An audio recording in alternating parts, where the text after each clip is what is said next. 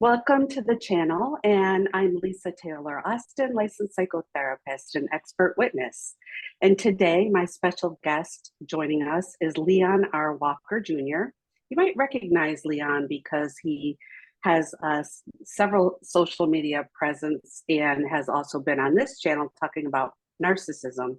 But today, he'll be talking about a new book that's coming out that he's involved with. So thanks, Leon, for joining us. Hey, hi, good afternoon, Lisa. Thank you for having me. Of course. So this book sounds so interesting to me. If I can, you can. That's That's right. the name. Yes. Tell us a little about this and how you got involved. So this is about my childhood friend, William Bill Aden. On Instagram, he's William Aden. If I can, you can. I may be leaving something out, but look up William Aden Sr. If I can, you can. William T. Aden Sr. If I can, you can. But I've been knowing Bill. We call him Bill for short. Since I think I was 8 and he was 7, and for some reason, Lisa, I remember everything about him as we were little kids. He played football, basketball, baseball, and tennis. He was a homecoming king in high school. He did everything with one arm. And so we met him, his mom and his other siblings. It was him, Steve, Glenda, Karen, and Darren. They lived in this prefabricated house, the only house that was like it on our street. And so one day, one of my friends came running down the street and said, "There's a boy down there that beat me up. He has a steel arm." And I was a bully. So I'm like, I'm gonna go down there and see who this is, who beat up my friend. So that's how I met him. I met his mother first before I met him. And I knocked on the door and she said, "Yeah, he's in the backyard." I went in the backyard, a lot of people playing basketball. And I saw this kid with this one arm, two arms, but one was smaller, but his left arm was just huge.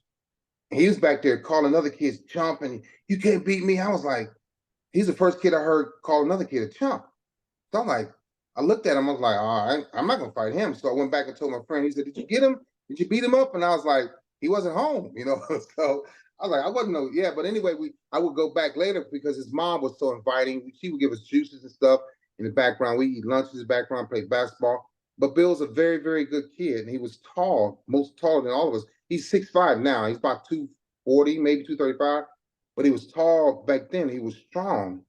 And he inspired me. I wanted to be like him. So I played football, I played sports, but when he showed up to play sports, he took everything to another level because he was like braggadocious, right? But he was loud, he was aggressive, but he was competitive. And so I was like, I want to be like him. And if he can do it, I can do it too. So if I can, you can. He was doing everything with one arm. And so we played football and he like, "Okay, I'll be the quarterback." I'm like, what? So he played quarterback and he would call plays like a professional. Bill back then was at 12 years old, 11 years old, 10 years old, he was a leader. He was a visionary. He was a coach. He was telling us what to do. I was older than him by a year. And so we went from basketball to football to baseball. He won championships in baseball. He was a homecoming king in high school, like I mentioned earlier. He was a home run king as a little kid. He bats right-handed, but his right hand doesn't work. So he was batting, he was slugging the ball, and he was just dominating in sports. He was dominating as a quarterback. He played linebacker in high school. He played safety. He played kicker.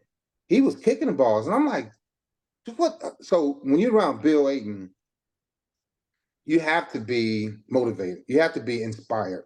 You have to be driven and passionate and compassionate. You have to, because you look at him. Well, we was looking up to him because he was tall, but it's like he's a team player. He helped kids. He didn't bully people, but two kids tried to bully him, and then it didn't end well for them. Yeah, he's a But very able, very, disabled person. very, and he says, is it news? And he was interviewed by the news in Cleveland, and he said, "My people think I have a disability, but that's their disability, thinking that I have a disability." He said that. So nobody ever saw him as disabled. Nobody ever felt sorry for him. When he showed up, it was almost like, "Man, you got Bill on your team. That's unfair." But first it went from, "Man, that's not fair to Bill. Let's help." Now I don't need no help. And now it's like, "Man, it's not fair. You got Bill on your team." So we would have to play basketball 4-on-5. If I had Bill, we could only have 4 kids and play against 5 because he was like having 2 kids on the team. So yeah, I interviewed his mom in 2017, 2018. She said, "Yep, come to man." His mother was close. We've always been close. And I would go to Cleveland from Chicago and interview her. We would drink coffee and eat spaghetti and just talk, talk, talk. We all saw his mom, but we didn't know how it got that way. But it's the term used is called malfeasance.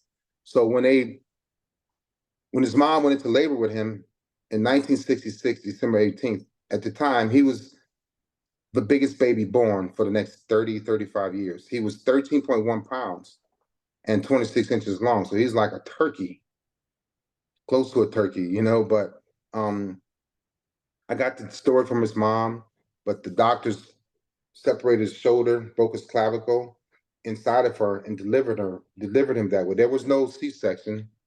So he paralyzed her coming through her birth canal, and they folded him as a baby to deliver him, and then didn't tell his mother that they broke his shoulder. Sent him home for 2 months. He's a dark-skinned kid, so they didn't see the bruises, but his arm turned color. But go ahead, I'm listening. Yeah, didn't she also become paralyzed? Yes, she was paralyzed for about that week in the delivery room. She's paralyzed, and so she and he also flatlined too, twice. Yeah, he was the biggest baby for the next 35 years. He paralyzed her. He damaged her insides a lot just by, because before he was at 6 months, they thought she was full term. She was that big, and he was ramming her insides, ramming, trying to get out. So she nicknamed him Little Billy Goat, and we talk about that now. And then when he played football, he was ramming people with his Billy Goat head too. So there's a good story. I want to get it into as many schools as we can, whether it's the library or required reading or whatever. And I know you still have connections up in Connecticut, but it's a story that kids need to read, because you got kids that are obese now, that are shy. You got kids with bad skin, kids that got diabetes, kids that are maybe missing a limb like Bill, or have a limb that doesn't work like Bill. And the story will inspire them to say, "Hey, you know what? If he can, I can." Mm-hmm. And even with his arm like that, Bill was the homecoming king. So there's more things. Bill is an artist. He can draw. He won 2 state awards in junior high school for drawing. So he has an amazing story, and I wanted to get it out there because people need to hear about it. This is your 5th book? Yes, the 5th one will be out. It's not out yet, but it's done. So it'll be out the end of this year. This is my first autobiography. The 5th book is my second memoir. It's part 2 of the first memoir. I'll make sure you get a copy of that. So the book will be out probably July 31st. We're doing a book release party August 2nd in Cleveland, Ohio at the Connect Lounge. It's going to be nice. We're going to do giveaways, gifts, food, entertainment, wine, libations. It's going to be nice. So we'll have a link here pretty soon to get the link to people so they can get the book and order it. We'll be taking Cash App payments here soon too. So it's coming, it's ramping up. And then we're going to do a book course to teach people how to write a book, because what Bill found out, Bill is highly intelligent. What he found out when he and I were editing the book is that he knows how to edit. And we were editing one day now, and we were at the library, and I looked over him. I said, "Bro, you editing?" He put the pen down, he stepped back, he said, "I didn't know that." So we were editing a guy that edited the book that has 30 years of editing experience, but he didn't do a good job editing. So we had to edit. We did 9 hours of editing ourselves between him, or he and I together. So yeah, we're waiting for the link to be out. The book will be out this end of this month, and we're looking forward to it. I think it'll help a lot of people. Yes, and I'll be putting the link and information in the description of this video as well. Okay. My understanding is Bill didn't want to write a book. You did. You wanted to tell this story. Exactly. Talk to us a little about that. Right. So what happened was I started interviewing his mom in 2017 after he and I were out one night at the high school reunion. We was at a bar eating wings and drinking beer and laughing. I said, "Man, you always inspire me." He didn't believe me, but that night he went home, he found a picture of he and I from like 1977. he still had the picture. He said, "You're not gonna believe what I found." And it's a picture of me looking at him getting his first trophy, first MVP trophy at the YMCA. And those kids in East Cleveland, where we're from, are very competitive. But he stood out amongst all of them. And so I started writing the book after that, and I would send him like a paragraph. He'd be like, ah. Then I would send him a chapter. He'd be like, all right, man, I ain't got time. I got to work that. And I would send him something else. And then one day, last year, I don't know what day it was, when it happened, why it happened. He said it was 3 years ago. I was like, no, this might have been, it had to be last year. Because I started the book in 2017. But I kept putting it on the shelf, bringing it back, and then one day, he said, yo, man, I don't know what happened, Lisa, but we just got together. Hey, man, let's talk about the book. I'm like, oh, really? Before you didn't want a book, we started laughing. And then when we hit the road, hit the ground running, we just been ever since. He says last year, sometime we just back and forth, write this, check this out. What about this? Send me a picture, get this made, edit this, do this. And he was on board just like that. So the good thing about Bill is that he's very intelligent. So he catches on fast. And his work ethic is through the roof. He's been pushing through life for years, Lisa. And I was like, I knew he was intelligent as a kid. He made the honor roll in elementary school. I remember that. His sister was one of my first girlfriends. She was very intelligent. His other sister, Glenda and Karen were very intelligent. Steve, intelligent. His brother, Darren, highly intelligent. He retired from the Air Force. And so now we doing this thing. I'm like, he catches on pretty quick. And we just kept building and building and building and building. And we have a book. And we got a book cover. But then we had some issues with a publishing company. And so now we shifted. Like you told me, yeah, try this other company. When I talked to you about it, he's like, you need to do this. And then we did that. And so we got a different company now I just talked to him today about editing. So they're going to have it for a couple of weeks and then it'll be out. Yeah, but he didn't want the book. I'm not going to say he didn't want it. He like, a book, man, whatever. But I said, bro, I have a good story, but your story is quite amazing. I've always told him, I said, man, you inspire me. He's like, huh? Because Bill's from East Cleveland like me, but we see him as regular. He's not irregular, but we see him as like, oh, he got 2 arms. No, he's got one. Bill has 5 fingers that he can use. He has one. His right arm does nothing for him. And they wanted to amputate it. And his mom said, no, you will read about my son one day. And here we are. She said that, yeah. Wow. I didn't know that part. She did. And the thing about malfeasance is, especially, in the 60s and before the 60s, you said they sent him home because they couldn't see the bruises. Yeah. Didn't they actually say something like, you have a tough little boy? They did. So they told his mom, and they said, when we folded him over, and she told me this story. She's like, folded him over. She said, the doctor said, yeah, we had to fold him, transfer him through your birth canal. Man, you got a tough son. He didn't cry. He didn't wince. He didn't kick. You got a tough little boy then. Yeah, and as we know back then, doctors did a lot of things to people of color, uh, kind of like as, oh yeah, well they're, brown or black, so it doesn't really matter. We can just do whatever. And they did. Which is really horrible.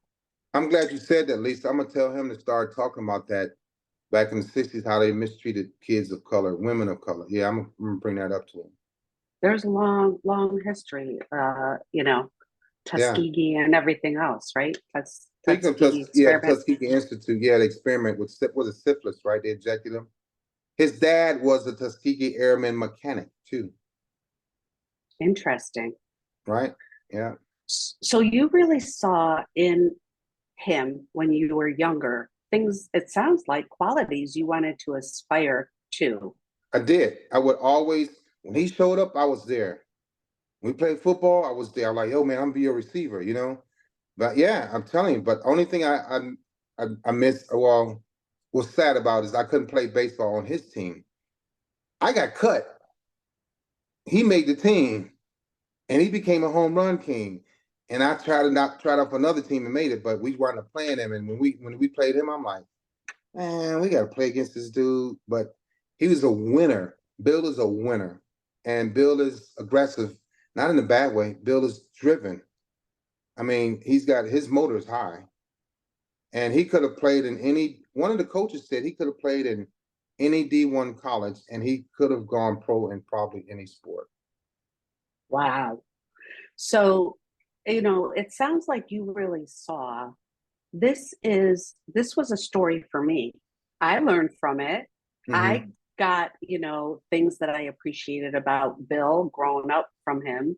Other people can too, because there's a lot of people out here with their own challenges of all different types who Right. think they can't.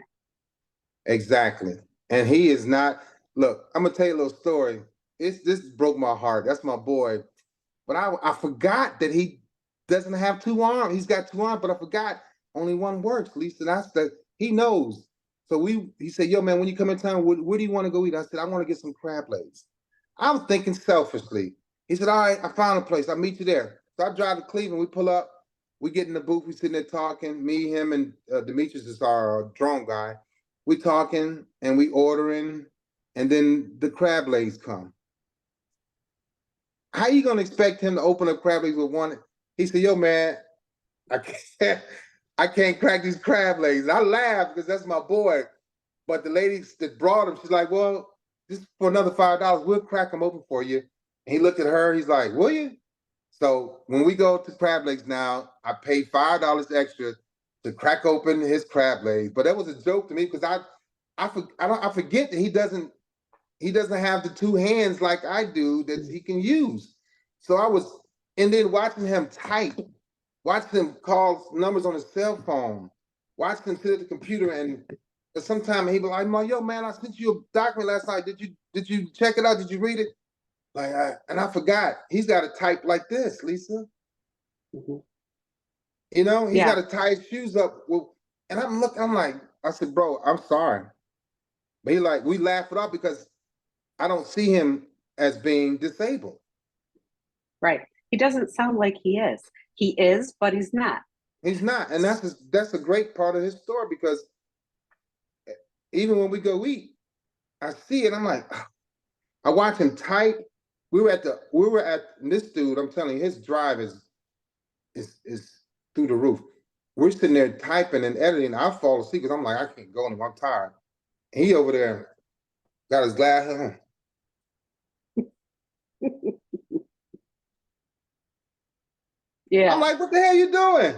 But he was getting it done. So I said, I keep forgetting. But you don't see him as being disabled because he does what I do and more. So I said, yes. bro, I don't even apologize to him. I'm like, look, man, yeah, I remember you typing with one finger. He's doing a lot with that one arm. So I interviewed his doctor, and in the book there will be X-rays of his hands, both of them. And the doctor said, well, Bill's left arm is 114 years old. I said, what? So yeah, overusage doubled the amount of this right arm. So when you see him, his left arm is 114 years old. Wow.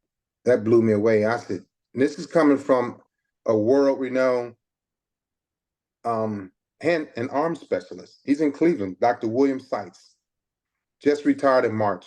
Hell of a man. Hell of a man. Interviewed, we sat with us for about an hour and a half at his place of residence or his workplace, his Mm-hmm. office. And he had Mm-hmm. people coming in for therapy, for work and questions. And he sat there with us for about an hour and a half to talk about Bill's arm and hand. Yeah. Sounds like his mom is very probably thankful and appreciative this story's being told. Yeah, because she passed away in 2020 because of Oh, she COVID. did. And his mother Oh, passed away, his grandmother. I think they passed away 23 days apart from COVID. oh, I didn't Yeah. know that she had Hmm. passed. Yeah, she passed in Um, 2020. Yeah, and so yeah, she was like, this story needs to be told. And when she said that, me and her got down to business, and I was writing and typing and editing and sending him stuff. He wasn't interested at the time. And then one day it just clicked, and here we are now with a finished product. yeah, in a way, he was born that way, so that's all he's ever known. That's all His he's ever mo- known. his Exactly. mother endured significant trauma His and mother, yeah. abuse. and abuse, and his mother raised 5 kids in one household. She did. His dad helped out. Him and his other siblings have different father, but his father helped his mom out with his brothers and sisters. So his mother was one hell of a lady. She worked at Ford Motor Company with my dad, and she was a caterer around Cleveland, Ohio. So he knows the catering business. He knows the party scenes. He all that in Cleveland. He gets it from his mom. But his mother was a staunch leader in the community. She showed up to games. When she showed up, she not only showed up, she spoke, she talked, she had a presence. She And yeah, sounds his very mom, strong. very, very strong. His grandmother was strong.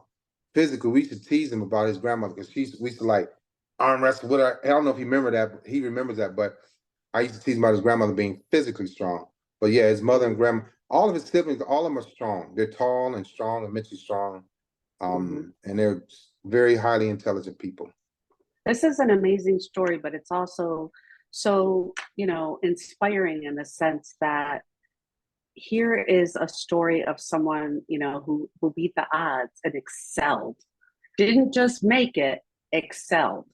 And And so, I'm glad you used that word excel because people saw Bill as this cocky, arrogant little kid, but he was excelling. He wasn't bashful. He ain't shy. He wasn't a bully. He wasn't cursing people out.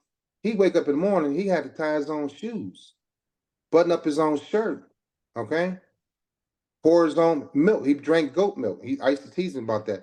He had severe asthma. So when he's playing sports, he didn't have time to be like, hey coach, I need a break, time out. No, because he's like, look, I got one arm. Oh no, I'm going to excel. And so people took that the wrong way. I'm like, dude, our friends didn't have severe asthma. All of our friends have 2 arms. Bill has 2 arms, but one only works. But I'm like, yeah, keep doing. He wasn't going to stop. And even now, talking about his story and his book, he's not going to stop. People like, why are you doing this so much? Why you got a book? Ask me, Leon, why are you writing a book about Bill? A lot of people, I ain't gonna say that, but people just, there was some jealous people, okay? And I'm like, why could you be jealous? He's driven. Come aboard. Get on board with us.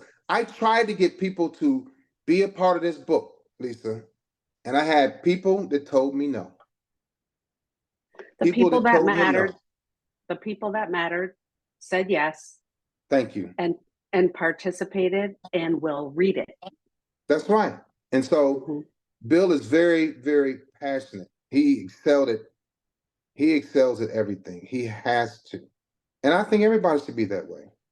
People just Yeah. don't understand his passion or his story, but they just see his glory. So I know his glory and his story. So the book's coming out, you said the end of July, Yeah, beginning of around August? we might have it. We're definitely gonna have it August 2nd for the book release party at Connect Lounge in Cleveland. But we'll probably hopefully have it by the latest the 28th because we're doing um a book giveaway on the 31st at his apartment, a rooftop. We're gonna have food and music. It's gonna be a small giveaway because people that can't make it on August 2nd, we're gonna do a book giveaway. We're gonna give away some gifts and stuff. We're gonna have some prizes, some food. But that's gonna be like a maybe 2 hour event, maybe an hour, whatever. But yeah, we should have the books by maybe the end of July for sure. Because we're doing readings at libraries. We got a backpack and back to school haircuts, free haircuts we're being a part of. If we have books, we will be giving books away then, but we're going to be helping offset the cost of that event. Other schools are contacting him. We have libraries in Lakewood, Ohio that wants us to come by and read and talk to the kids. So we're doing a lot. We're doing a lot. Is the book written for children or for adults? No, it's for children, probably ages 5 and up, because I start talking about him when he was That's great. before he was born. Yeah. I really Yeah. like that. Yeah. Because I think children need real life examples. And They then when do. they can see somebody who looks like them, There you go. And that's what he you said, know, when we get in front of these kids, real life example, and they can see Bill. Oh, wow, you did what? How did you play? And when I tell you, Lisa, when he played baseball, this dude I watched him in the outfield, the gate. They hit the ball to him. He would catch it with his left hand, drop the ball, snatch the glove up with his mouth, put the ball back in his left hand, and actually throw kids out. Or he would catch it and snatch it off with the crease of his right arm. And He when was we were quick. kids, but we would get mad at him because, like, man, you better than he was better than us. Yeah. So people can buy the book. I know there's a direct link, but will it also be on all of the major book selling Nope. platforms? No, what I learned is that when I did that with books, Barnes Noble is fine there, Amazon fine. They take most of the money because Bill, with the book, he's going to use his money for whatever he wants to use it for. He's going to be making donations. So the best way to do that we found is that we have another independent distributor, publisher. So they can sell books too. So we don't, it'd be nice. I'm not gonna say we don't need Barnes Noble or Amazon. I'm not gonna say that. But we're going another route with this other company, and we'll see what happens. So there'll be a direct link that Yeah. I'm can, sorry. Yeah, once we yeah. get the link, we'll have the link and people can click on it and take them right to Black History 360 is the publishing company. Okay. So Yeah. I'm going to have that link in the description of this Okay. Yeah, video. Black History 360 will be the link. And once I get it, I'll get it to you. I'm very, very interested in reading this. And I just love that it's for kids. Information about the book with me and with our viewers. It's very, very, very helpful to many people and to parents who might want to read it with their children if their children have a disability or a difference of some type. Yeah, and he was a special needs child. So that's right on top of that too. Yeah. Okay. Yeah. All right. Thanks, Leon. Thanks, Lisa. I appreciate it. I look forward to connecting with you again. You and I do as well. Take care. All right. Take care. Bye-bye. Bye-bye.